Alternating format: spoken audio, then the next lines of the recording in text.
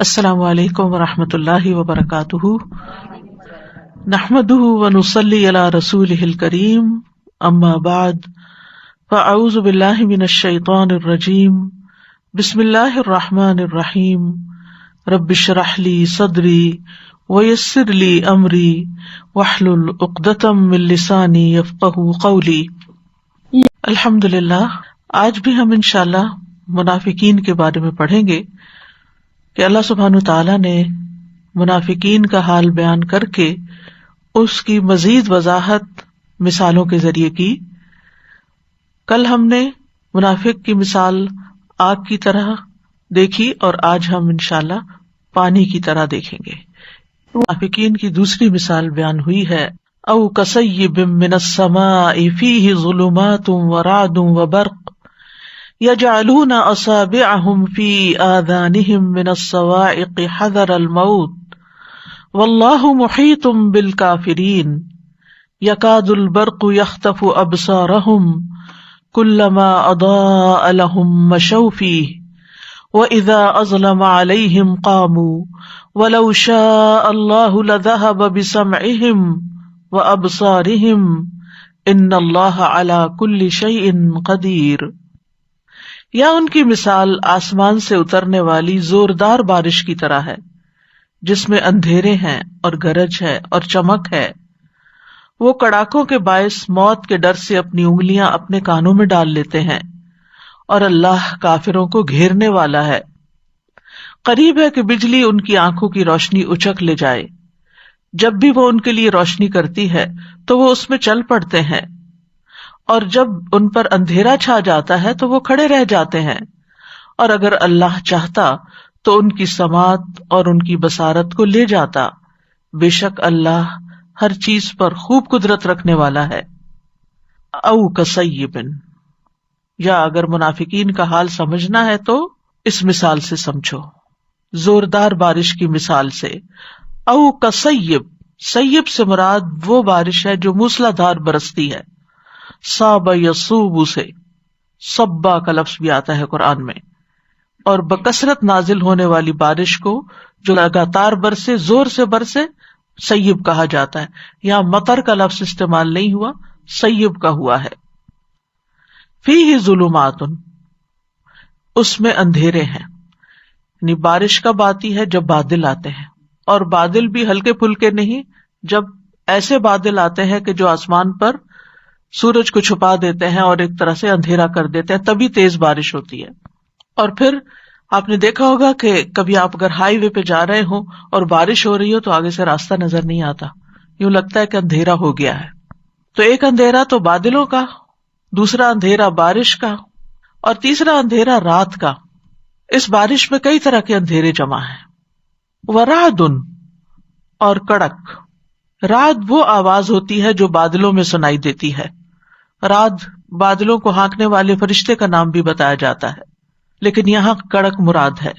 وبرق، برق سے مراد وہ روشنی ہے جو آسمان میں بادلوں کے اندر چمکتی ہے، یعنی بادلوں کے اندر وہ ہوتی ہے، ستاروں کی روشنی نہیں، جیسے کہ سورۃ الرعد میں آتا ہے، هو الذی یریکم البرق خوفا وطمعا وینشئ السحاب الثقال، وہی ہے جو تمہیں بجلی دکھاتا ہے ڈرانے اور امید دلانے کے لیے، اور بھاری بادل پیدا کرتا ہے۔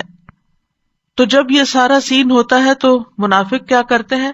یجعلون، ڈال لیتے ہیں، اصابعہم، اپنی انگلیاں۔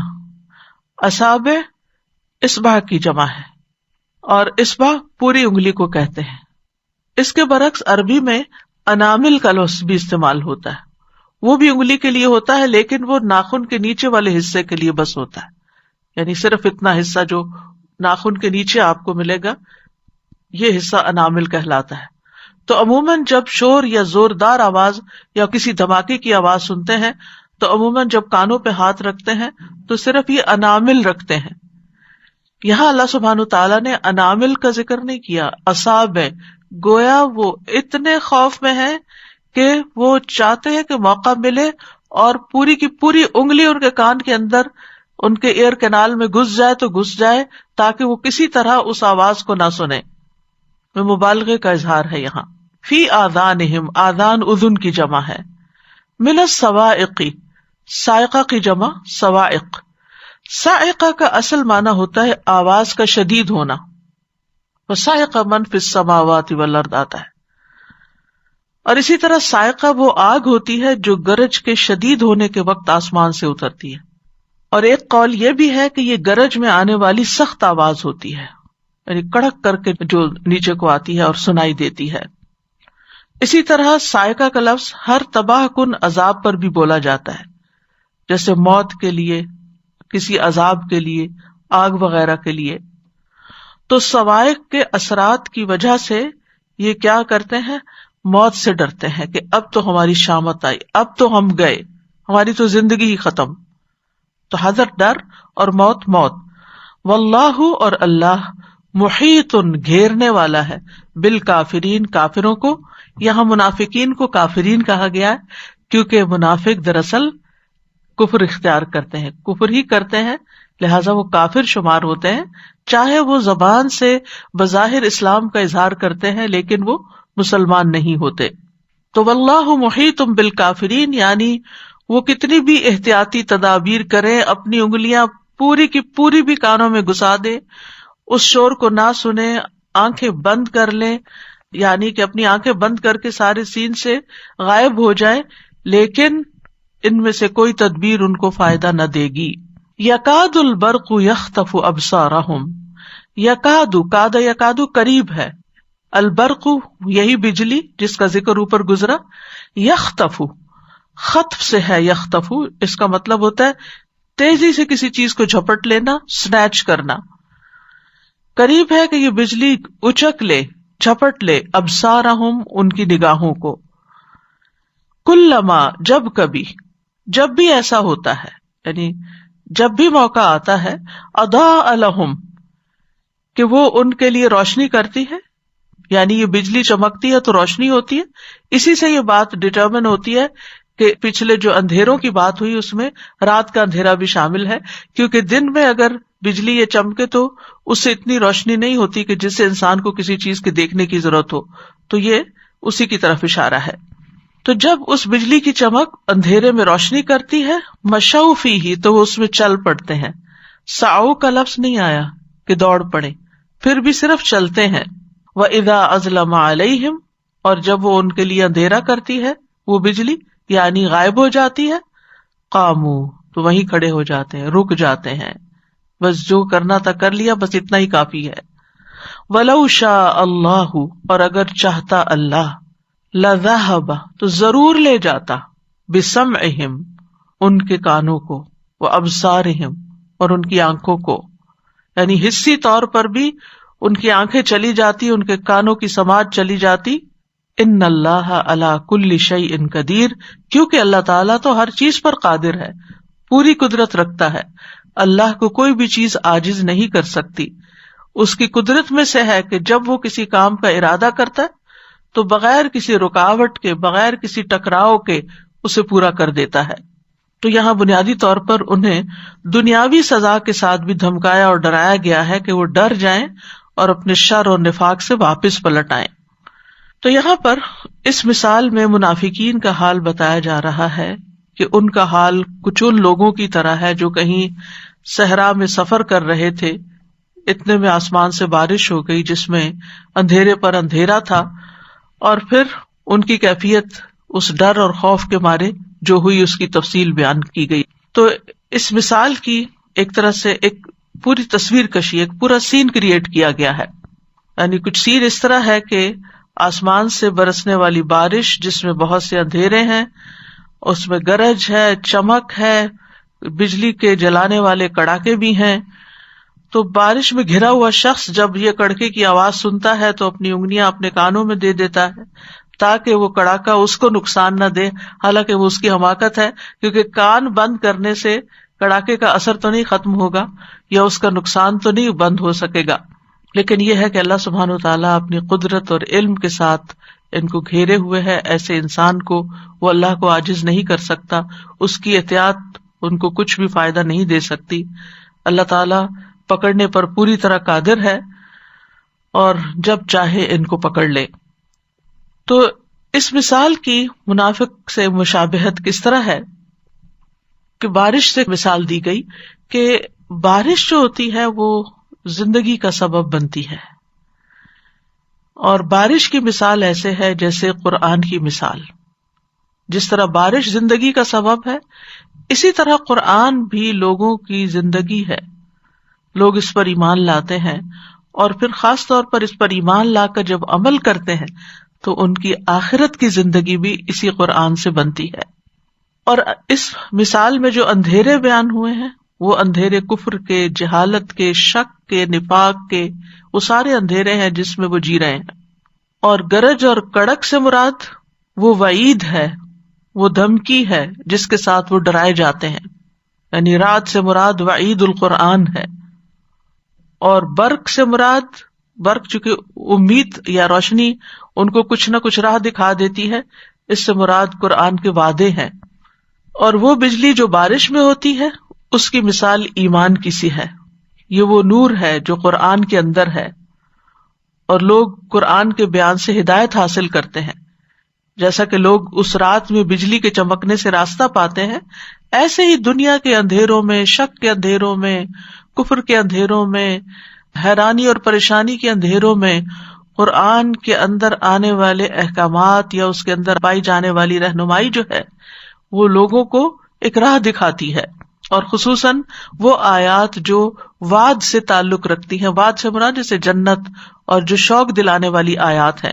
اسی طرح ایک قول یہ بھی ہے کہ بارش سے مراد اسلام ہے، یعنی ویسے تو بارش سے مراد وحی الہی لی گئی جیسے کہ ایک حدیث میں بھی آتا ہے، لیکن اس سے مراد اسلام بھی لیا گیا.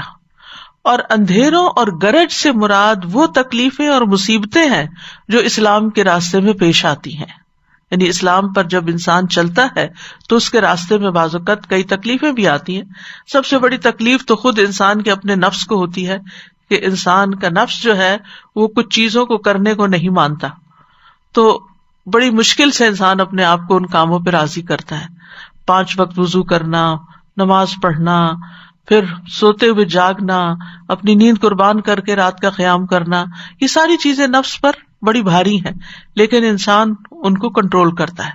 تو یہ وہ مشکلات ہیں جو منافقین کے راستے میں آتی ہیں اور وہ ان سے کوپ نہیں کر پاتے. چمک سے مراد مسلمانوں کو حاصل ہونے والی کامیابیاں ہیں، اور کڑکنے والی بجلیوں سے مراد وہ احکامات ہیں جن میں منافقوں کو اپنی موت نظر آتی ہے، جیسے جہاد کا حکم ہے. تو اوور آل منافق کے لیے اسلام کی تعلیمات پرمشقت ہوتی ہیں. یعنی منافق جب قرآن کو سنتے ہیں، اور اس مثال کے سب سے پہلے جو سننے والے تھے وہ مدینہ کے منافق تھے، یا جو مراد ہیں وہ منافق ہیں جن کے بیچ میں قرآن نازل ہو رہا تھا، تو عربی جانتے تھے اور نبی صلی اللہ علیہ وسلم کی بات کو اچھی طرح سمجھ بھی لیتے تھے، یعنی زبان کی کوئی رکاوٹ نہیں تھی. لہٰذا جب وہ قرآن سنتے یا ان کو آیات پڑھ کر سنائی جاتی تو اس کے احکامات، اس کے اندر پائی جانے والی وعید، اس کے شرعی احکامات کی پابندیاں اور اس طرح کی ساری باتیں ان کے اوپر بڑی بھاری ہوتی تھی، ان کو اس میں بڑی مشقت نظر آتی تھی. اور پھر وہ کوشش کرتے تھے کہ ایسی آیات کو سننے سے بچیں، نہ ہی سنیں، کہ کہیں ان پر وہ عذاب نہ آ جائے جس کی دھمکی دی جا رہی ہے یا جو سنایا جا رہا ہے. یعنی قرآن کے اندر ہی ساتھ ہی یہ بھی بتایا جاتا ہے کہ جو یہ بات مانے گا اس کے لیے خوشخبری ہے، جو نہیں مانے گا اس کے لیے عذاب ہے. تو وہ اپنی منافقت کی سزا سے بچنے کے لیے کوشش یہ کرتے تھے کہ وہ باتیں سنے ہی نہ، ان کو پہنچے ہی نہ، تو اپنی انگلیاں اپنے کانوں میں دیتے تھے. اور اس قرآن کے نور کے شدید ہونے کی وجہ سے اور قرآن کے چمکتے ہوئے طاقتور دلائل اور حجتوں کی وجہ سے منافق ڈرتے تھے، اور ان کے اندر کی بصیرت چونکہ کمزور تھی، لہذا وہ اس چیز کو سمجھ ہی نہیں پاتے تھے اس کے اصلی معنوں میں، بلکہ اس کے اوپر عمل سے بچنے کے لیے وہ اور تدابیر اختیار کرتے تھے.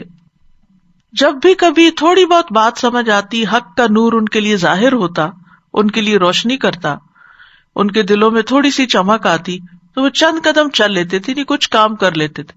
جیسے نمازوں میں لیٹ آتے تھے لیکن آ جاتے تھے، جہاد میں چلے جاتے تھے اس نیت کے ساتھ کہ کچھ مال غنیمت وغیرہ مل جائے گا، لیکن ان احکامات کا نور ان کے دلوں میں ٹھہرتا نہیں تھا، جڑ نہیں پکڑتا تھا، استقامت نہیں اختیار کرتا تھا. کچھ ہی دیر کے بعد وہ نور بجھ جاتا، اور پھر جب اگلا موقع کوئی آتا تو وہ پیچھے ہٹ جاتے. اور دین کے بارے میں، رسول اللہ صلی اللہ علیہ وسلم کے بارے میں، دین کے احکامات کے بارے میں ان کے دلوں میں مسلسل شکوک و شبہات رہتے تھے، کنفیوژن رہتی تھی. لیکن اس کے برعکس مومن کا حال کیا ہوتا ہے کہ مومن جب قرآن پڑھتا ہے تو اس کا دل پگھل جاتا ہے، اس کی آنکھوں سے آنسو بہنے لگتے ہیں، اس کے اندر ایک ایکسپٹنس ہوتی ہے. چاہے احکامات اس کے نفس پہ بھاری ہوتے ہیں لیکن پھر بھی وہ ان کو خوشی سے قبول کرتا ہے کہ یہ میرے رب کا حکم ہے. اس کے برعکس منافق آیات کو موت سمجھتے تھے اور خوف کا شکار ہو جاتے تھے. یعنی قرآن مجید ان کے لیے سکینت کا باعث نہیں ہوتا تھا. اب پہلے دن کا لیکچر یاد کیجئے جس میں نے یہ بتایا تھا کہ اس قرآن کے ساتھ سکینت نازل ہوتی ہے، اور یہ سکینت وہ شخص اتنی زیادہ محسوس کرتا ہے جتنا اس کے اندر ایمان ہوتا ہے، اتنا ہی قرآن دل میں اترتا چلا جاتا ہے اور اس کی روح سیراب ہو جاتی، سرشار ہو جاتی ہے، اس کے اندر سکینت اترتی. لیکن منافق جب قرآن سنتا ہے تو اس کا خوف بڑھتا ہے. یحسبون کل صیحۃ علیہم، ان کو یہ ڈر لگا رہتا ہے کہ کہیں ہماری اندر کی حالت اور ہمارا اندر کا جو ڈینائل ہے اس کے بارے میں کوئی صورت نہ اتر آئے اور کوئی بات پتہ نہ چل جائے. یعنی جس کے دل میں چور ہوتا ہے وہ ہمیشہ ڈرتا ہے کہ لوگوں کو کہیں میرے دل کی بات نہ پتہ چل جائے، کیونکہ یہ دل سے یقین نہیں کرتے تھے اور عمل میں بھی پیچھے تھے، تو اس لیے یہ آیات ان پر بجلی بن کے گرتی تھی اور ان سے یہ خوف کھاتے تھے. مثال کے طور پر جب جہاد کی آیات نازل ہوتی تو ان کے دل میں ڈاؤٹس پیدا ہوتے کہ یہ کون سی نیکی ہے، اس سے تو لوگ مر جاتے ہیں، عورتیں بیوہ ہو جاتی ہیں، بچے یتیم ہو جاتے ہیں، یہ کیسی آفت ہے. لیکن اس کے برعکس مومن جب ان آیات کو سنتے ہیں تو وہ ان اللہ اشتری من المؤمنین انفسهم واموالهم بان لهم الجنہ، وہ جنت کی خوشخبری پا کر اس کے لیے خوشی سے تیار ہو جاتے. بلکہ آپ اگر سیرت کا مطالعہ کریں تو چھوٹے چھوٹے بچے بھی اپنی ایڑیاں اٹھا اٹھا کر نبی صلی اللہ علیہ وسلم کے ساتھ شوق سے جانے کو تیار ہوتے تھے. اسی طرح دیگر احکامات بھی، مثلا نماز کا حکم ان پہ بجلی بن کے گرتا کہ یہ کیا مصیبت ہے، دن میں 5 دفعہ وضو کرو اور نماز پڑھو اور اتنا سارا ٹائم اس میں چلا جاتا ہے. اس دور کی بات ہے، لیکن آج بھی آپ دیکھیں کہ بعض لوگ اسی قسم کا رویہ اختیار کرتے ہیں، جبکہ مومن جو ہے وہ نماز کو اللہ کے قرب کا ذریعہ سمجھتا ہے، اپنی طہارت اور گناہوں کی صفائی کا ذریعہ سمجھتا ہے. وہ جانتا ہے کہ ان اللہ یحب التوابین و یحب المتطہرین، کہ جب میں وضو کروں گا، پاکیزگی اختیار کروں گا، پاکی کی حالت میں ہوں گا تو میں رب کے قریب ہوں گا، رب کی محبت مجھے حاصل ہوگی، اور میں توبہ کروں گا نماز کے ذریعے تو میرے گناہ معاف ہوں گے اور اس سے بھی مجھے اللہ کی محبت حاصل ہوگی. وضو کرتے ہوئے سوچتا ہے کہ یہ میرے قیامت کے دن ان اعضاء کے چمکنے کا باعث بنے گا. یعنی وہی چیز جو منافق پر بڑی بھاری ہے مومن کے لیے وہ خوشی کا باعث ہے. منافق روزے پر بھی اعتراض کرے گا، اس کے لیے روزہ رکھنا بھی بڑا مشکل ہے کہ سارا دن کھائے پیے بغیر کیسے گزارا ہو سکتا ہے. لیکن مومن اس میں خیر سمجھتا ہے کہ یہ میری روحانی اور جسمانی اور ہر اعتبار سے طہارت اور تزکیے کا ذریعہ ہے اور اللہ سبحانہ وتعالیٰ کے قرب کا ذریعہ ہے. پھر اسی طرح حج کا موقع ہوتا ہے تو منافق کے اوپر حج کرنا بھی بڑا بھاری ہوتا ہے کہ بڑا مشکل ہے وہ سفر، اور اتنے پیسے لگ جاتے ہیں اور پھر وہاں اتنی خواری ہوتی ہے، اور وہ ساری تکلیفیں یاد کر کے وہ اپنا آئیڈیا ڈراپ کر دیتا ہے اور سال پر سال گزرتے چلے جاتے ہیں، وہ حج کی طرف توجہ نہیں کرتا. اسی طرح زکوٰۃ کو بھی وہ اپنے اوپر چٹی سمجھتا ہے کہ یہ غریب لوگ خود کام کیوں نہیں کرتے، یہ اپنے لیے خود کچھ کما لیں، ہم ہی انہیں کیوں کھلاتے رہیں، کیا ہم انہیں کھلائیں جن کو اللہ نہیں کھلاتا، اور اس قسم کی باتیں کرتے ہیں اور غریبوں کے اوپر باتیں بناتے ہیں. جبکہ اہل ایمان جو ہیں وہ کیا سمجھتے ہیں کہ خذ من اموالہم صدقۃ تطہرہم وتزکیہم بہا، کہ یہ صدقہ اور یہ زکوٰۃ ہمارے مالوں کی پاکیزگی کا ذریعہ بنے گی، ہماری اپنی قلبی طہارت، دنیا سے جو محبت ہے اس میں کمی آئے گی اور آخرت کی طرف توجہ زیادہ بڑھے گی. اہل ایمان جو ہے جب بھی کوئی آیت سنتے ہیں تو ان کی روش اور ان کا طریقہ کیا ہوتا ہے؟ آمنا بہ کل من عند ربنا، ہم اس پر ایمان لائے، سب ہمارے رب کی طرف سے ہے، یہ اللہ کا حکم ہے، مجھے اس کو ماننا ہے۔ لیکن منافق اس کے فائدے کی بجائے نقصان کو دیکھتا ہے۔ یہ بہت بڑا فرق ہے مومن اور منافق میں۔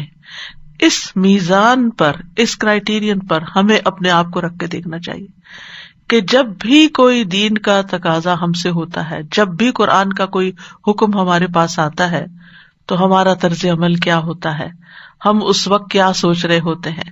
کیا ہم خوشی سے اس کو قبول کرتے ہیں یا اپنے اوپر ایک مصیبت سمجھتے ہیں، یا یہ کہ موت ہی پڑ جاتی، جیسے محاورتاً کہا جاتا ہے نا کہ یہ بات سن کے اس پہ تو موت ہی پڑ گئی، اس کو کہا کہ فلاں غریب کی مدد کر دو تو موت ہی پڑ گئی اس پر، تو کیا میں اس کے لیے پیسے کیسے نکالوں؟ تو منافق جو ہے وہ بارش کے فائدوں کو، یعنی وحی کے فائدوں کو نہیں دیکھ سکتا۔ اس کی مثال بالکل ایسے، مثال سے بات سمجھے جو اللہ تعالیٰ نے مثال سے سمجھائی کہ جب بارش ہوتی ہے تو ایک بے وقوف انسان کیا سوچتا ہے کہ بارش ہو گئی، اب کیچڑ ہوگا، اب مجھے باہر نکل کے چھتری لینی پڑے گی۔ ایک تو ویسے عام طور پر انسان کے اندر یہ خیال آتا ہی ہے، لیکن یہ کہ وہ صرف اس کا نیگیٹو پہلو دیکھتا ہے، منفی پہلو دیکھتا ہے، نیگیٹو سائڈ دیکھتا ہے کہ آج دھوپ نہیں نکلے گی، آج میرا یہ کام رہ جائے گا، مجھے وہ چیز ہٹانی پڑے گی، یہ اٹھانی پڑے گی، یہ تو کیچڑ ہی کیچڑ ہو گیا، یہ تو ڈرائیونگ بھی مشکل ہو گئی۔ لیکن ایک سمجھدار انسان موقع محل کی اترتی ہوئی بارش کو دیکھ کر خوش ہوتا ہے۔ ایک کسان جب وقت پر بارش ہوتی ہے تو اس کی خوشی دیدنی ہوتی ہے کہ یہ بارش ہوئی اور اس سے اب ایسی فصل اگے گی کہ جو میرے لیے بہت زیادہ نفع کا باعث ہوگی۔ مومن بھی اسی طرح جب بارش کو دیکھتا ہی نہیں، وہی اترتی ہے تو وہ کہتا اوہ ایک اور موقع آ گیا نیکیاں کمانے کا، نیکیوں کی بہار ہوگی۔ مثلا رمضان آیا تو ایک مومن خوش ہو جاتا ہے کہ نیکیوں کا موسم بہار آ گیا ہے۔ وہ یہ نہیں کہتا کہ اوہ میری تو رات کی نیند بھی کم ہو جائے گی اور دن کا کھانا پینا اور لذتیں بھی کم ہو جائیں گی، وہ یہ نہیں سوچتا۔ تو یہ بہت بڑا فرق ہے ایک مومن اور منافق میں۔ مومن جو ہے وہ مثبت ذہن کا مالک ہوتا ہے، اللہ تعالیٰ کے ہر حکم کے اندر کوئی نہ کوئی حکمت تلاش کر لیتا ہے، اس کے اندر غور و فکر کرتا ہے، اس کے فائدے تلاش کرنے کی کوشش کرتا ہے۔ لیکن منافق صرف عیب نکالتا ہے، وہ بھول جاتا ہے کہ اس بارش سے انسانوں، حیوانوں، پرند چرند، فضا کو کتنے فائدے ہیں، وہ صرف اعتراض کرنا جانتا ہے۔ تو جو قوی البصیرہ ہوتا ہے، جس کی بصیرت زیادہ ہوتی ہے، وہ کسی چیز کے صرف ظاہری نقصان یا ظاہری تکلیف کو نہیں دیکھتا، وہ اس کے پیچھے جا کر، یعنی وہ تصویر کا دوسرا رخ دیکھتا ہے کہ اس کے فائدے کتنے ہیں، اور اس کے فائدے جو ہیں اس کے نقصان سے کہیں بڑے ہیں۔ لیکن جو ضعیف البصیرت ہوتا ہے، یعنی کمزور بصیرت والا، وہ کسی چیز کا صرف ظاہری پہلو دیکھ کر وقتی تکلیفوں کی وجہ سے پریشان ہوتا رہتا ہے۔ وہ کہتا ہے کہ دیکھو آسمان پہ بہت اندھیرا ہو گیا ہے، اور اب یہ بجلی کڑک گئی ہے، اور یہ کہیں ہم پہ نہ آ گرے، اور ایسی ایسی باتیں سوچتا ہے کہ جس سے وہ صرف خوف زدہ رہتا ہے۔ تو اسلام کے احکامات سن کر ہمارے دل کا حال کیا ہوتا ہے؟ کیا ہم خوف زدہ ہو جاتے ہیں یا ہم خوش ہو جاتے ہیں؟ تو مومن ان بظاہر پیش آنے والی اسلام پر چلنے والی مشکلات کو مشکل دیکھتا بھی ہے، تو اس کے پیچھے ملنے والے فائدے، اللہ تعالیٰ کی رضا، اللہ کا قرب، جنت، اللہ کا دیدار، ان سب چیزوں کو دیکھتا ہے۔ لہذا اسے دنیا کی چھوٹی سی یہ مشکل جو نیک کام کرنے کے لیے اٹھانی پڑتی ہے وہ مشکل نہیں لگتی۔ اور آپ دیکھیں کہ بارش جو ہے وہ خیر ہی لاتی ہے، اسی طرح وہی خیر لاتی ہے۔ جو لوگ بارش کے مقام کو دیکھتے ہیں، جانتے ہیں، اس کی وجہ سے جو زندگی ملتی ہے ہر طرح کی مخلوق کو، جو اس کو دیکھتے ہیں، اور خاص طور پر جو نباتات اور حیوانات اس سے فائدہ اٹھاتے ہیں، وہ ان چیزوں کو اگنور کر دیتے ہیں کہ اس کے ساتھ بجلی چمکی یا کوئی کڑاکا ہوا یا اندھیرا ہوا، وہ اس میں بھی خیر کی بات دیکھ لیتے ہیں، کیونکہ ان کو اچھے انجام کی امید ہوتی۔ جو شخص انجام پر نظر رکھتا ہے وہی بہتر طور پر اپنے لیے فیصلہ کر سکتا ہے۔ تو آپ دیکھیے کہ جیسے نماز ہے تو اس کے فائدے کس قدر ہیں، بے شمار۔ زکوٰۃ کے کتنے فائدے ہیں، صرف انسان کے اپنے لیے نہیں، سوسائٹی کے سطح پر آپ دیکھیں کہ کتنے فائدے ہیں۔ اسی طرح جیسے جہاد کی مثال ہے، تو ابن قیم نے اس پر تبصرہ کرتے ہوئے کہا، وہ کہتے ہیں کہ اکثر لوگوں کا یہی حال ہے سوائے ان لوگوں کے جن کے دل کی بصیرت سلامت ہوتی ہے۔ انہوں نے جہاد کی مثال بیان کی، وہ کہتے ہیں جب کمزور بصیرت والا جہاد کو دیکھتا ہے تو اس میں تھکاوٹ، مشکلات، جانوں کی ہلاکت اور دشمنوں کی دشمنی کا نشانہ بننے کا خطرہ دیکھتا ہے تو وہ آگے نہیں بڑھتا، لیکن اس کے برعکس مومن جو ہے وہ اس کے پیچھے کچھ اور دیکھتا ہے۔ پھر آپ دیکھیے کہ جتنے بھی احکامات ہیں ان سب کے اندر جو صاحب بصیرت ہے وہ صرف خیر کو دیکھ رہا ہوتا ہے، جس کے اندر بصیرت نہیں اس کا حال کیا ہوتا ہے کہ وہ قرآن مجید کے صرف ان مقامات پر توجہ کر رہا ہوتا ہے جو پوری طرح سمجھ میں نہ آئے، یا جن کے اندر کوئی ایسے احکامات ہوں کہ جن کو سمجھنے کے لیے کچھ مشقت ہو۔ جیسے ضعیف البصیرہ جو لوگ ہوتے ہیں وہ متشابہات کو دیکھتے رہتے ہیں، یہ منافقین کا ایک اور طریقہ ہے، یعنی ایک تو احکامات کی مشکل کو دیکھتے اور دوسرا متشابہات کو، جیسے قرآن مجید میں آتا نا فَأَمَّا الَّذِينَ فِي قُلُوبِهِمْ زَيْغٌ فَيَتَّبِعُونَ مَا تَشَابَهَ مِنْهُ ابْتِغَاءَ الْفِتْنَةِ وَابْتِغَاءَ تَأْوِيلِهِ۔ مثال کے طور پر قرآن مجید میں آتا ہے کہ جہنم کے 19 فرشتے ہوں گے، تو اب وہ اس کا مذاق اڑانے لگتا ہے، وہ کہتے ہیں کہ 19 کو تو ہم آرام سے قتل کر دیں گے اور جہنم سے نکل بھاگیں گے۔ شجرۃ الزقوم کا ذکر آتا ہے تو اس کا مذاق اڑاتا ہے کہ جہنم میں کیسے درخت اگے گا، وہاں تو اتنی آگ ہوتی ہے۔ نبی صلی اللہ علیہ وسلم کے اسراء اور معراج کی بات سنتا ہے تو اس کا مذاق اڑاتا ہے کہ یہ کیسے ممکن ہے کہ ایک ہی رات میں انسان آسمانوں کا سفر کر کے آئے۔ تو مومن اور غیر مومن کا قرآن مجید کو اپروچ کرنے کا طریقہ بھی بالکل مختلف ہوتا ہے، کیونکہ منافق جو ہیں جن کے دلوں میں ٹیڑھ ہوتی ہے وہ اس میں فتنے اور تعویل کی تلاش میں متشابہ آیات کے پیچھے لگ جاتے ہیں، حالانکہ ان کا حقیقی مطلب اللہ کے سوا کوئی نہیں جانتا۔ اور جو علم میں پختہ کار ہیں وہ کہتے ہیں ہم اس پر ایمان لائے، سب کچھ ہمارے رب کی طرف سے ہے، اور نصیحت تو صرف عقل والے ہی قبول کرتے ہیں۔ حضرت عائشہ کہتی ہیں کہ رسول اللہ صلی اللہ علیہ وسلم نے یہ آیت تلاوت فرمائی، هو الذی انزل علیک الکتاب منہ آیات محکمات ہن ام الکتاب واخر متشابہات، آخر تک، جو سورۃ آل عمران کی آیت نمبر 7 ہے، جس کا بھی میں نے آپ کے سامنے ترجمہ رکھا ہے۔ حضرت عائشہ بیان کرتی ہے کہ رسول اللہ صلی اللہ علیہ وسلم نے فرمایا، جب تم ایسے لوگوں کو دیکھو جو قرآن کی متشابہ آیات کا کھوج لگانے کی کوشش کرتے ہیں تو سمجھ لو کہ یہی وہ لوگ ہیں جن کا نام اللہ نے اصحاب زیغ رکھا ہے، یعنی جن کے دلوں میں ٹیڑھ ہے، اور منافقین کے دلوں میں ٹیڑھ ہوتی ہے، ان کے دلوں میں شک ہوتا ہے، ان کے دلوں میں بیماری ہوتی ہے۔ فرمایا ایسے لوگوں سے اجتناب کرو، ایسے لوگوں سے بچ کے رہو، ایسے لوگوں کے قریب مت جاؤ، کیونکہ ان کے دل ٹیڑھے ہیں اور کنفیوژن کا شکار ہے، وہ تمہارے اندر بھی وہی باتیں ڈالیں گے، تمہارا ایمان بھی کمزور کر دیں گے۔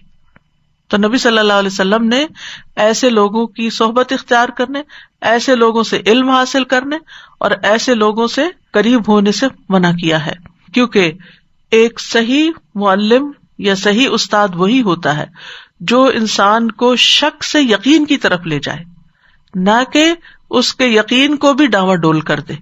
جیسے منافق خود مذبذب ہوتے ہیں، مذبذبین بین ذالک لا الہ ہؤلاء ولا الہ ہؤلاء، خود تذبذب کا شکار ہوتے ہیں، وہ دوسروں کو بھی دین کے بارے میں، قرآن کے بارے میں، سنت کے بارے میں، خود نبی صلی اللہ علیہ وسلم کے بارے میں مذبذب کر دیتے ہیں، شک میں ڈال دیتے ہیں۔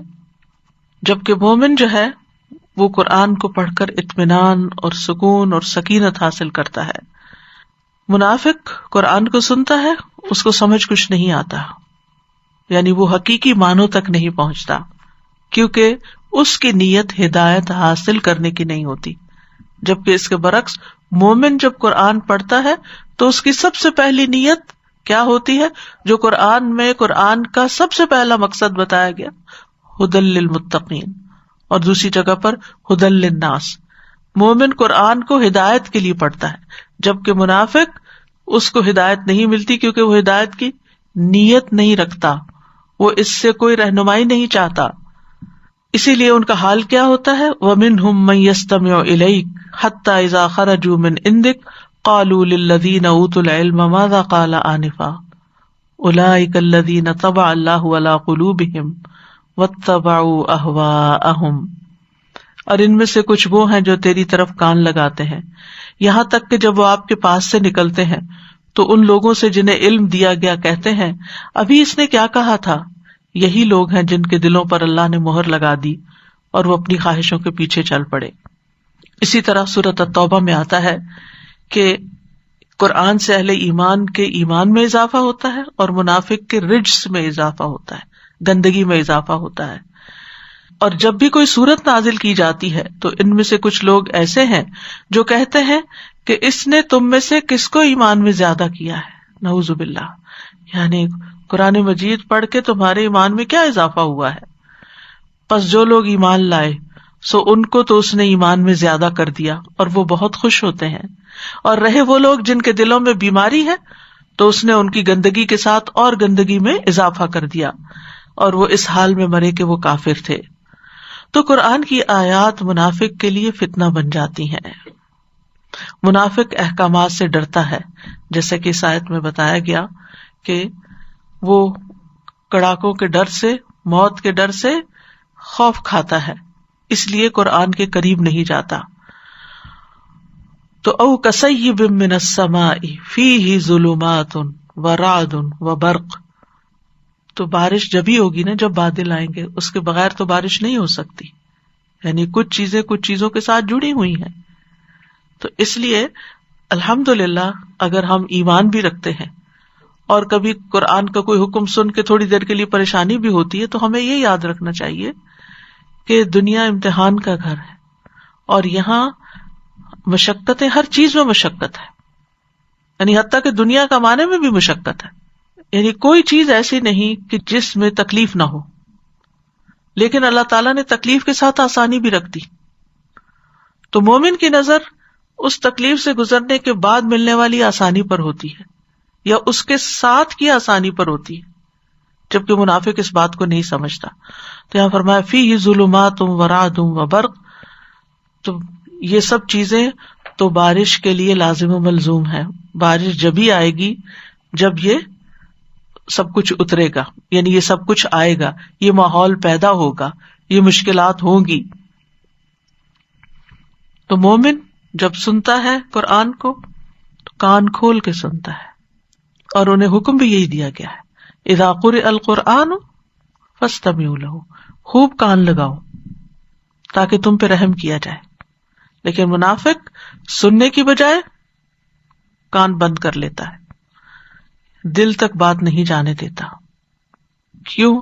اس لیے کہ وہ ان احکامات کا سامنا نہیں کر سکتا جو اب اس وحی کے اترنے کے بعد اس تک پہنچ رہے ہیں۔ اور پھر اس میں آپ دیکھیے کہ کتنا مبالغہ بھی ہے نا، کہ پوری کوشش کرتا ہے، پوری انگلی ڈالنے کا مطلب کیا ہے؟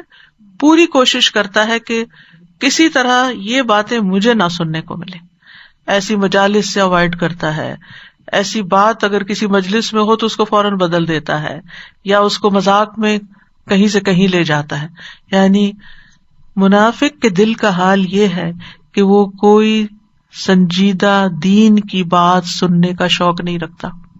تو اس پیمانے پر بھی اپنے آپ کو پرکھنا چاہیے جو اس مثال میں بیان کیا گیا، کہ کہیں یہ ہمارے دلوں کا حال تو نہیں، اور اگر کسی کے بھی دل کا یہ حال ہے تو اسے اپنی فکر ہونی چاہیے کہ مجھے قرآن کے پڑھنے کا، مجھے قرآن کے سننے کا کتنا شوق ہے، اور قرآن سنتے وقت میرے دل کی حالت کیا ہوتی ہے۔ وہ کہتے ہیں نا 3 مواقع پر اپنے دل کا جائزہ لو، جن میں سے ایک قرآن سنتے وقت، قرآن کی مجلس میں دل لگتا ہے یا نہیں لگتا، کیونکہ یہاں سے ہی انسان اپنی بیماری ڈیٹیکٹ کر سکتا ہے کہ میرے اندر ایمان کی سطح کتنی ہے یا منافقت کتنی ہے۔ ابن عباس کہتے ہیں کہ جب منافق نبی صلی اللہ علیہ وسلم کی مجلس میں حاضر ہوتے تو وہ نبی صلی اللہ علیہ وسلم کی باتوں سے ڈرتے ہوئے اپنے کانوں میں انگلیاں ڈال لیتے، اور وہ اس بات سے بھی ڈرتے تھے کہ کہیں ان کے بارے میں کچھ نازل نہ ہو جائے، یعنی ان کی چوری نہ پکڑی جائے یا ان کا کوئی ایسا تذکرہ نہ ہو کہ جس کی بنا پر انہیں قتل کر دیا جائے۔ اور نوح علیہ السلام کی قوم کا بھی طرز عمل ایسا ہی تھا نا، وَإِنِّي كُلَّمَا دَعَوْتُهُمْ لِتَغْفِرَ لَهُمْ جَعَلُوا أَصَابِعَهُمْ فِي آذَانِهِمْ وَاسْتَغْشَوْا ثِيَابَهُمْ وَأَصَرُّوا وَاسْتَكْبَرُوا اسْتِكْبَارًا، اور بے شک میں نے جب بھی انہیں دعوت دی تاکہ تو انہیں معاف کر دے. انہوں نے اپنی انگلیاں اپنے کانوں میں ڈال لی اور اپنے کپڑے اوڑھ لیے اور تکبر کیا، اور بہت بڑا تکبر کیا، یعنی ہدایت کی طرف نہیں آئے. تو منافق چاہے پیغمبر کی صحبت میں ہو، اس کا عمل نہیں بدلتا، اس کا دل نہیں بدلتا، اس کا طریقہ زندگی نہیں بدلتا. لیکن وہ جا کہاں سکتا ہے، بھاگ کہاں سکتا ہے؟ واللہ محیط بالکافرین، اللہ کافروں کو گھیرے ہوئے ہے. یعنی ایسے منافقوں کو جو صرف کان میں انگلیاں ڈال کر قرآن نہیں سننا چاہتے، اپنے آپ کو بدلنا نہیں چاہتے، وہ یہ یاد رکھے کہ وہ اللہ کی پکڑ سے باہر نہیں ہے. یعنی انسان اگر یہ سمجھتا ہے کہ دین کی بات سن کے مجھے عمل کرنا پڑ جائے گا، جو کہ بہت سے لوگوں کا قول ہے کہ ہم اس لیے نہیں سنتے کہ پھر ہمیں عمل کرنا پڑے گا. یہی بات ہے نا.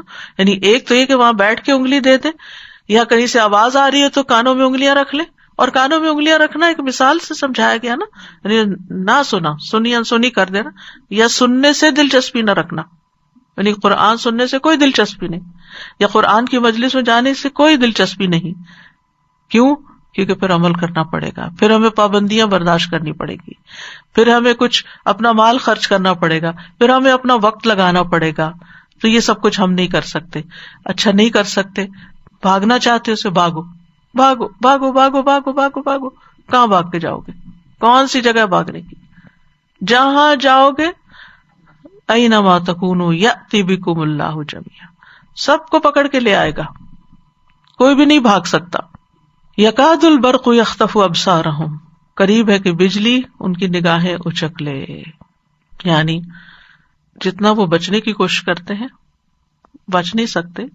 یعنی وہ جس چیز سے ڈرتے ہیں اس سے وہ نکل نہیں سکیں گے، کسی وقت بھی کوئی مصیبت ان پہ آ سکتی ہے.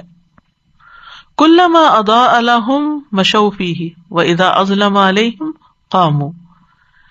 کلما جو ہے یہ تکرار کا فائدہ دیتا ہے، یعنی یہ ایک بار کی بات نہیں ہے، یہ بار بار ایسے ہی کرتے ہیں. کلما، جب بھی کوئی قرآن کی آیت سنتے ہیں، جب بھی کوئی ایسی بات ان تک پہنچتی ہے، تو پھر جو مرضی کی آیت ہوتی ہے یا مرضی کا کوئی حکم ہوتا ہے، مرضی کی کوئی بات ہوتی ہے، تو اس کو پھر بھی لے لیتے ہیں. جیسے سورۃ الحج میں آتا ہے نا، وَمِنَ النَّاسِ مَن يَعْبُدُ اللَّهَ عَلَى حَرْفٍ فَإِنْ أَصَابَهُ خَيْرٌ اطْمَأَنَّ بِهِ وَإِنْ أَصَابَتْهُ فِتْنَةٌ انقلب عَلَى وَجْهِهِ خَسِرَ الدُّنْيَا وَالْآخِرَةَ ذَلِكَ هُوَ الْخُسْرَانُ الْمُبِينُ.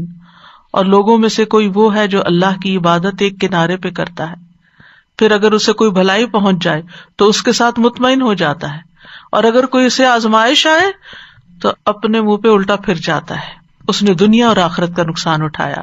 یہی تو صریح خسارہ ہے. تو نبی صلی اللہ علیہ وسلم کے زمانے میں بھی اعراب میں سے کئی لوگ ایسے تھے بدو، وہ آپ کی مجلس میں آتے، کوئی بات سنتے، کوئی دل پہ تھوڑی سی اثر کر جاتی، اسلام قبول کر لیتے، اور اس کے بعد اگر انہیں کوئی دنیا کا فائدہ ہوتا، ان کی اونٹنی بچہ دیتی، یا ان کا اپنا کوئی بچہ پیدا ہو جاتا، یا ان کی کھیت اچھی ہو جاتی، تو کہتے اسلام بڑا اچھا ہے، اور پھر وہ قبول کیے رکھتے.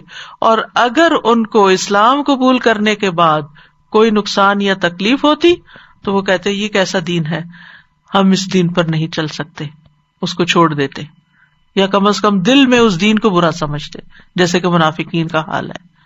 وَلَوْ شَاءَ اللَّهُ لَذَهَبَ بِسَمْعِهِمْ وَأَبْصَارِهِمْ إِنَّ اللَّهَ عَلَى كُلِّ شَيْءٍ قَدِيرٌ. اگر اللہ چاہتا تو ان کی سماعت اور ان کے کانوں کو لے جاتا، لیکن اس نے ایسا نہیں کیا، کیونکہ پھر نہ تو یہ سن سکتے نہ دیکھ سکتے، تو پھر نہ سنتے نہ دیکھتے تو ان کا تو خوف ہی چلا جاتا. دیکھیں نا، جو شخص سوچئے بہرا بھی ہو اندھا بھی ہو، اس کے سامنے اگر کوئی پہاڑ بھی گر رہا ہو، کوئی آسمان سے بلا بھی اتر رہی ہو، تو اس کو تو کچھ پتا نہیں کیا ہو رہا ہے، تو وہ تو آرام سے بیٹھا ہو. آپ نے دیکھا ہوگا یہ جو بہرے لوگ ہوتے ہیں ان کے چہروں پہ کتنی معصومیت ہوتی، انہیں کچھ پتا ہی نہیں ہوتا، انہیں کوئی آوازیں ہی نہیں سنی، انہوں نے کوئی شور ہی نہیں سنا، کیونکہ جو شور ہے نا وہ انسان کو زیادہ خوف زدہ کرتا ہے. اسی لیے سم کا لفظ پہلے آیا، دیکھ کے بھی، کیونکہ آپ دیکھیے کہ اندھیرے میں آپ دیکھ نہیں سکتے، سن سکتے، تو پھر سننا جو ہے ماں کے پیٹ سے ہی شروع ہو جاتا ہے، دیکھتا تو انسان باہر آ کے ہے. تو یہ ترتیب بھی خوبصورت ہے کہ آپ پہلے ایک بات ہوئی پھر دوسری ہوئی. تو اللہ سبحانہ و تعالیٰ نے ان کو دنیا میں یہ آنکھیں اور کان دیے رکھے، وہ نہیں لیے ان سے، ان کی حس نہیں لی، تاکہ یہ کہیں نہ کہیں ان کے کان میں پڑتی رہے اور یہ دیکھتے رہیں اور یہ خوف میں مبتلا رہے، اور پھر جب اللہ کے پاس پہنچیں گے تو پھر ان کی شامت آئے گی، ان اللہ علی کل شیء قدیر۔ اوور آل اگر آپ دیکھیں تو اس مثال کے اندر مطر کی جگہ سیب استعمال ہوئی ہے، ظلمت کی جگہ ظلمات استعمال ہوئے ہیں، انامل کی جگہ اصابع استعمال ہوئے ہیں، سائقہ کی جگہ سوائق استعمال ہوئے ہیں۔ یعنی یہ الفاظ کا چناؤ آپ دیکھیے اس مثال کے اندر، یہ سارے الفاظ جو ہیں یہ مبالغے پر مبنی ہیں، یعنی ان کی حالت کی شدت بیان کی جا رہی ہے تاکہ یہ بات کو سمجھ جائیں۔ تو بہرحال خلاصہ یہی ہے کہ اللہ سبحانہ وتعالیٰ نے لوگوں کی ہدایت کے لیے، لوگوں کے فائدے کے لیے اپنی کتاب نازل کی، لیکن پھر لوگوں کی کئی قسمیں ہیں، جیسا کہ اس حدیث میں بیان ہوا ہے۔ ابو موسیٰ اشعری کہتے ہیں نبی صلی اللہ علیہ وسلم نے فرمایا، اللہ نے مجھے جو ہدایت اور علم دے کر بھیجا اس کی مثال تیز بارش کی سی ہے جو زمین پر برسے۔ صاف اور عمدہ زمین تو پانی کو جذب کر لیتی ہے اور بہت سا گھاس اور سبزہ اگا دیتی ہے، جبکہ سخت زمین پانی کو روکتی ہے۔ پھر اللہ اس سے لوگوں کو فائدہ پہنچاتا ہے، لوگ خود بھی پیتے ہیں اور جانوروں کو بھی سیراب کرتے ہیں اور اس کے ذریعے سے کھیتی باڑی بھی کرتے ہیں۔ کچھ بارش ایسے حصے پر پڑی جو صاف اور چٹیل میدان تھا، وہ نہ تو پانی کو روکتا ہے نہ ہی سبزہ اگاتا ہے۔ یہی مثال اس شخص کی ہے جس نے اللہ کے دین میں سمجھ حاصل کی اور جو علم دے کر اللہ نے مجھے مبعوث کیا اس سے اسے فائدہ ہوا، اس نے خود سیکھا اور دوسروں کو بھی سکھایا۔ اور یہی مثال اس شخص کی ہے جس نے سر تک نہ اٹھایا اور اللہ کی اس ہدایت کو قبول نہ کیا جو میں دے کر بھیجا گیا ہوں۔ تو یہاں یہ دوسری کیٹیگری جو ہے یہ منافقین کی مثال ہے، کافرین کی مثال ہے، اور اس آیت کے مطابق یہ حدیث اس کی بہترین وضاحت کرتی ہے۔ یاد رکھیے کہ اسلام قبول کرنا ہو یا قرآن کا پڑھنا ہو یا قرآن پر عمل کرنا ہو یا رمضان کا پہلا روزہ ہو یا پہلی تراویح ہو تو کیا ہوتا ہے؟ مشکل، ڈر بھی لگ رہا ہوتا ہے کہ پتہ نہیں کیا ہوگا، کیا ہو جائے گا، ہوتا ہے نا، یہ ایک نیچرل ڈر ہے، یہ سب کو ہوتا ہے۔ لیکن جو اطاعت کرنے والے ہوتے ہیں وہ آگے بڑھ جاتے ہیں، وہ خوشی سے روزہ رکھ بھی لیتے کہ اللہ کا حکم ہے، چھوڑ تو نہیں سکتے، وہ نماز بھی پڑھ لیتے ہیں تراویح کی۔ وہ پہلے عشاء پڑھنی بھاری ہوتی تھی کہ تھکے ہوئے سارے دن کے، لیکن رمضان کے ساتھ ایسا ایمان جاگ جاتا ہے کہ وہی ہم ہوتے ہیں اور خوشی سے وہ نماز پڑھ کے ایسا لگتا ہے کہ زمانے بھر کی تھکاوٹ چلی گئی ہے، اور اس وقت پھر سونے کو بھی دل نہیں چاہتا۔ تراویح کے بعد دل چاہتا ہے کہ اب جو چاہیں کریں، کیونکہ زبردستی سلانا پڑتا ہے کہ نہیں پھر صبح اٹھنا ہے۔ مومن بھی انسان ہے، اس کا نفس ہے، اس کے ساتھ کمزور ہوتا ہے، اس کو بھی ابتدا میں تھوڑا سا ڈر سا لگتا ہے، لیکن وہ اطاعت کے جذبے سے آگے بڑھ جاتا ہے، پھر آسانی مل جاتی ہے اس کو۔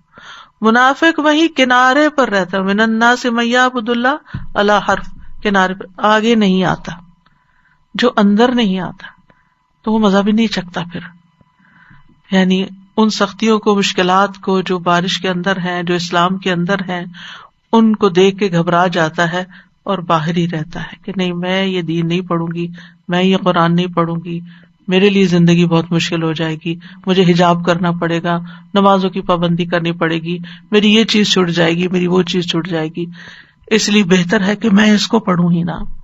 تو یاد رکھیے کہ اسلام کے آغاز میں مشکل ہے لیکن آخر میں نعمت ہی نعمت ہے، اسی لیے اللہ نے اس کو نعمت کہا ہے۔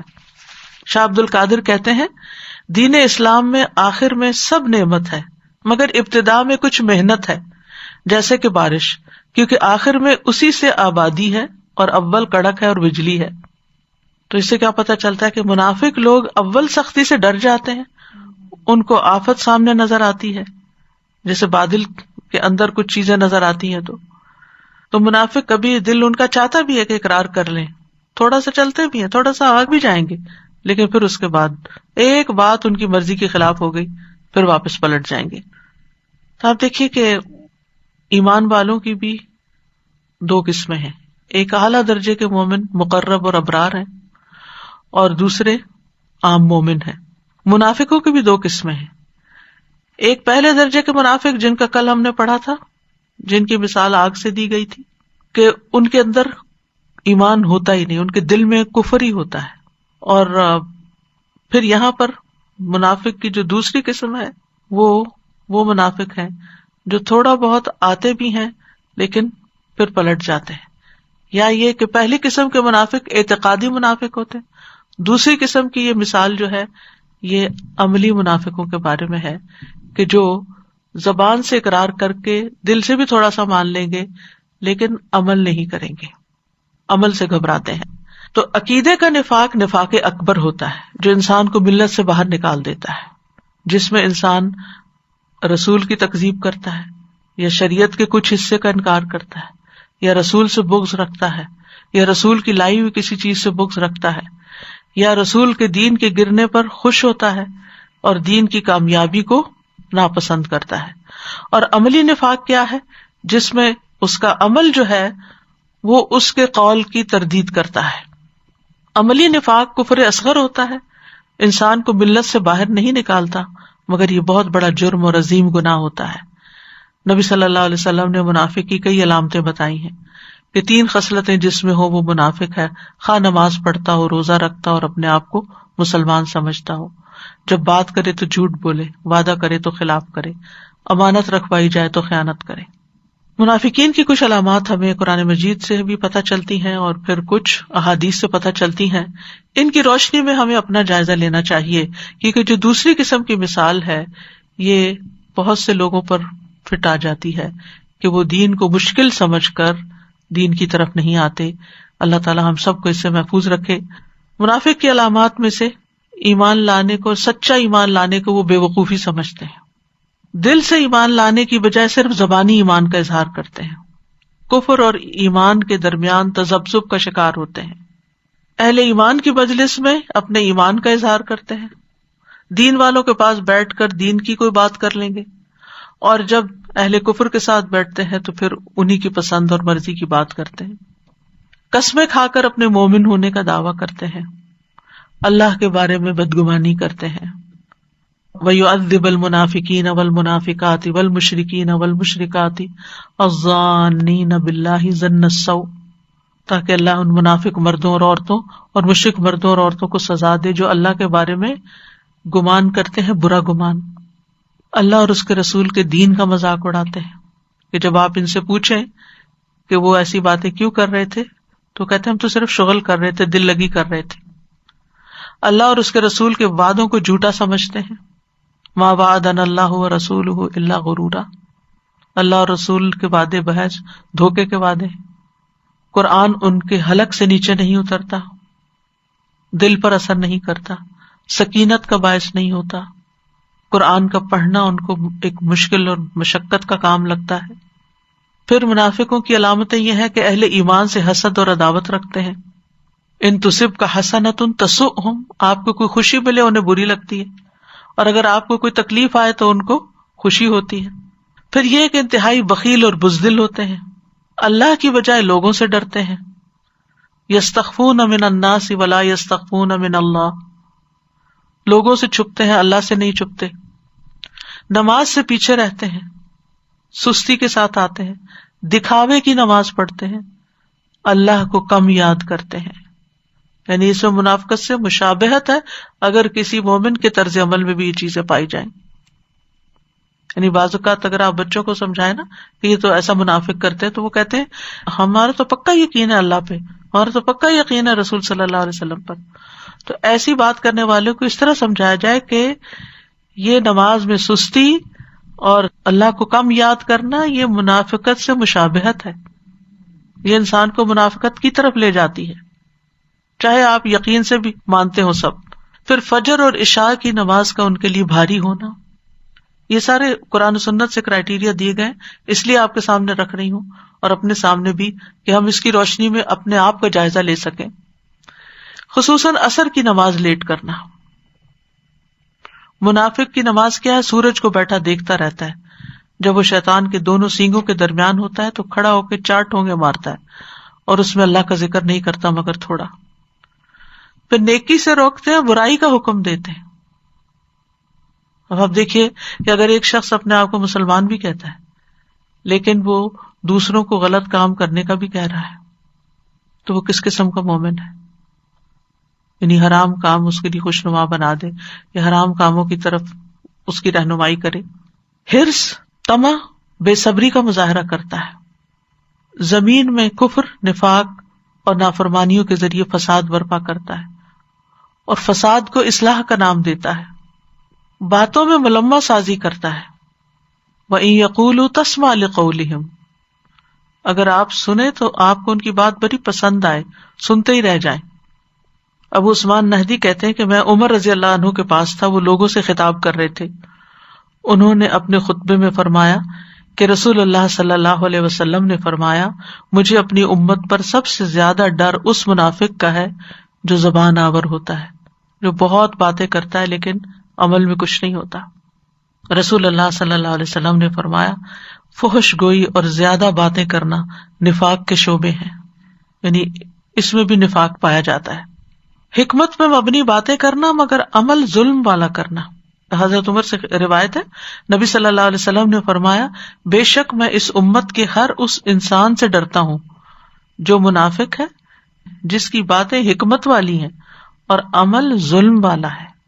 ویسے بڑے بڑے درس دیتے ہیں لیکن گھر میں اپنی ہی بہو سے یا اپنی ہی ساس سے معاملہ انتہائی ظلم اور سنگ دلی پر مبنی ہے، تو یہ بھی ایک خطرے کی علامت ہے. تو ہر شخص کو اپنے بارے میں فکر کرنی چاہیے. کرنے کا کام کیا ہے کہ اپنے بارے میں ہم نفاق سے ڈریں کہ کہیں ہمارے اندر تو ایسا نہیں.